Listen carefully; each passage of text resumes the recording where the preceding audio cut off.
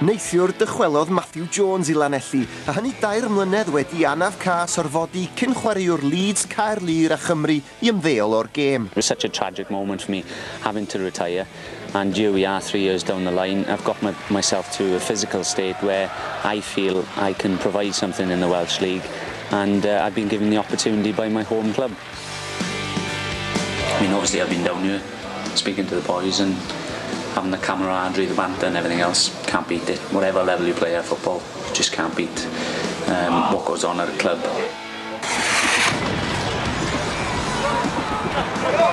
Does dim disgwyl I Jones sydd dal ond yn 27 oed I chwarae am gwbl o wythnosa, ond doedd dim I angen neithiwr wrth I Lanelli hawlio I 5 buddugoliaeth mewn 5 gêm. Cyfle cynnar I Mark Pritchard. Yn wir, bu'r ymosodwr ifanc yn dreinen yn ystlys Aberystwyth trwy gydol y nos, a daeth unig gol y gêm iddo hanner ffordd trwy'r hanner cynta.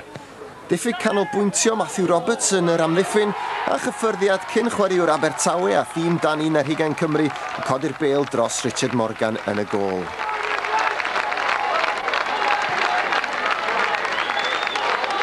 Gallai Aber fod wedi dod yn gyfartal wrth I Roberts geisio gwneud yn iawn am I gamgymeriad cynharach. Tacl, rhediad ac ergyd rymus gan yr amddiffynwr a'r trawst yn cael ei ysgwyd.